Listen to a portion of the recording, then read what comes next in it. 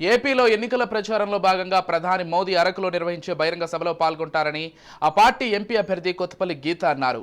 BJP party గిరిజనులకు ఎంతో ప్రాధాన్యత ఇస్తుందన్నారు.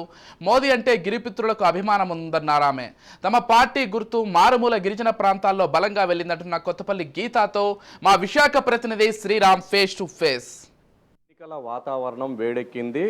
అటు కూటమి అభ్యర్థులు ప్రచారంలో దూసుకుపోతున్న పరిస్థితి. ఇక అనూహ్యంగా కూటమిలో చివరి నిమిషంలో జాయిన్ అయిన బీజేపీ తన అభ్యర్థులను కూడా అదే స్థాయిలో అనూహ్యంగా ప్రకటించింది.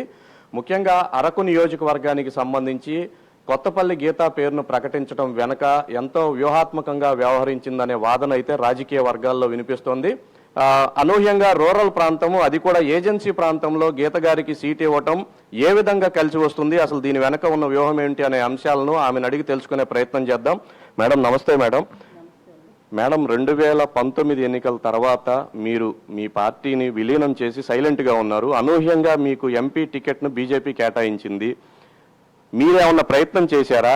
బీజేపీ వాళ్ళంతటి వాళ్ళు ఇచ్చారా? ఏం జరిగింది అసలు? అంటేనండి 2019లో కూడా నేను అరకులో పోటీ చేయలేదు. ఇక్కడ పార్టీ పెట్టడం వల్ల ఇక్కడే ఉండిపోయాను. అప్పట్లో 2-3 నెలలే గ్యాప్ ఉండడం, గుర్తు తీసుకెళ్ళలేమన్న ఉద్దేశంతో మనం కూడా వెళ్ళకపోవడం జరిగింది.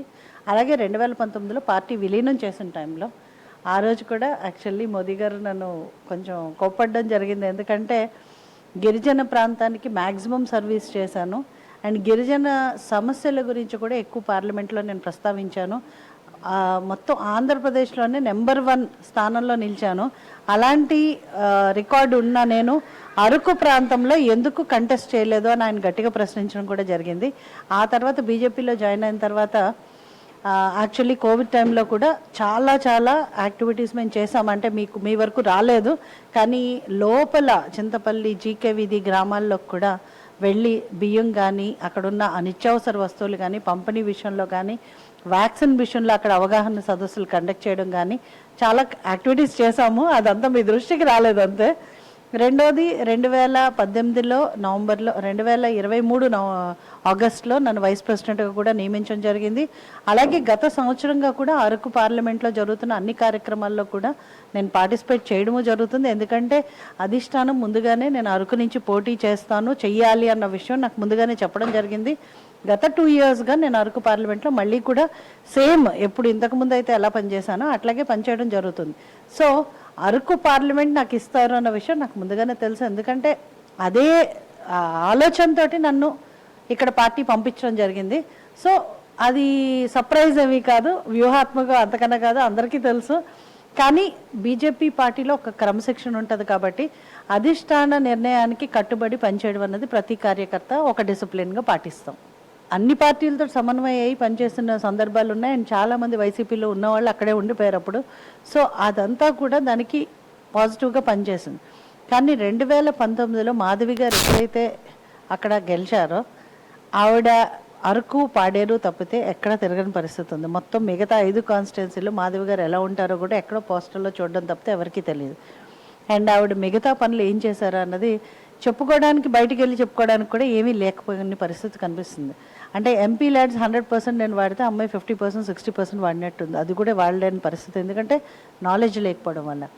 అండ్ సమస్యలపైన ఎప్పుడైనా ఆవిడ స్పందించారు అంటే అది అధికార పార్టీలో ఉండడం వల్ల అది కూడా స్పందించిన పరిస్థితి ఉంది. అండ్ మనం చూస్తున్నాం పార్వతీపురంలో అయితే కేసు కూడా పెట్టారు, ఆమె ఎప్పుడూ ఎక్కడ కనిపించలేదని. సో ఒక గీటు పక్కన ఇంకో గీటు గీయగానే ఆ గీటు ఎంత చిన్నదిగా కనిపించింది అన్నది జనాలకు కూడా అర్థమైంది. సో ఇప్పుడు ఈ 5 ఏళ్ళు బట్టి ఎంత వ్యతిరేక విధానం జరిగిందో, ఎలాగ ఆదివాసీలు నష్టపోయారో, అంటే మనకి ప్రతినిధి సరిగ్గా లేకపోతే ఎన్ని ప్రాబ్లమ్స్ వస్తాయి. అసలు సెంట్రల్ గవర్నమెంట్ నుంచి వచ్చిన నిధులు, సబ్ప్లాన్ నిధులు కానీ, ట్రైకార్ నిధులు కానీ, అసలు ఏ నిధులు కూడా రాని పరిస్థితి ఉంది. మేడం, ప్రధాని మోడీ గారికి ఆదివాసీలు అంటే ఒక ప్రత్యేకమైన గౌరవం, అభిమానం ఉన్నాయి. ఆయన చేసిన పనులు కానీ, ఛత్తీస్గఢ్ ఎలక్షన్లకు సంబంధించి కానీ ఆ రిజల్ట్ కూడా కనిపించింది. ఈ నేపథ్యంలో అంటే ప్రధాని మోడీ ఏపీ పర్యటన సందర్భంగా, ఎన్నికల ప్రచారం సందర్భంగా అరకు నియోజకవర్గంలో కూడా ఎక్కడో ఒక చోట మీటింగ్ పెట్టే అవకాశం ఉందని అంటున్నారు. ఎంతవరకు నిజం అది? మేము అడగడం అయితే అడిగామండి. స్టేట్ పార్టీ నుంచి కూడా అడిగాము. నేను కూడా పర్సనల్, నాకున్న చిన్న ర్యాపర్తో పర్సనల్ రిక్వెస్ట్ కూడా పెట్టాము. మరి చూడాలి ఆయన సెక్యూరిటీ పర్పస్ రీజన్స్ అవన్నీ ఎట్లా ఉంటాయి అన్నది. ఖచ్చితంగా అవకాశం వస్తే ప్రధాని గారు ఒకటే ఒక కాన్స్టిట్యున్సీ ఆంధ్రప్రదేశ్లో ట్రైబల్ కాన్స్టిట్యున్సీ. సో ఖచ్చితంగా ఆయన ఏమాత్రం కుదిరినా కూడా తప్పనిసరిగా అరకు వస్తారని చెప్పి మేము నమ్ముతున్నాం. Thank you.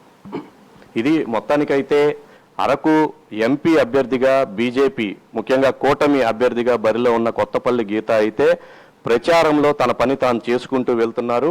ఆయా నియోజకవర్గాలకు సంబంధించిన అన్ని పార్టీల అభ్యర్థులతో కూడా గడిచిన 2 రోజులుగా ఎడతెరిపి లేకుండా చర్చలు జరుపుతున్నారు. ఎక్కడెక్కడ ఏ ఏ పనులు చేయాలి, ఎలక్షన్ల నాటికి ఏ విధంగా సన్నద్ధం అవ్వాలనే అంశాలపైన పూర్తి స్థాయిలో కూడా వాళ్ళతో మాట్లాడటం జరుగుతుంది. అరకు సిట్టింగ్ ఎమ్మెల్యే శెట్టి ఫాల్గుణ కోడలు ఆయన పైన ఏజెన్సీలో తీవ్ర వ్యతిరేకత ఉందని, అది కూడా తనకు కలిసి వస్తుందని అంటున్నారు. కెమెరామెన్ సత్యతో శ్రీరామ్, రాజ్ న్యూస్, విశాఖపట్నం.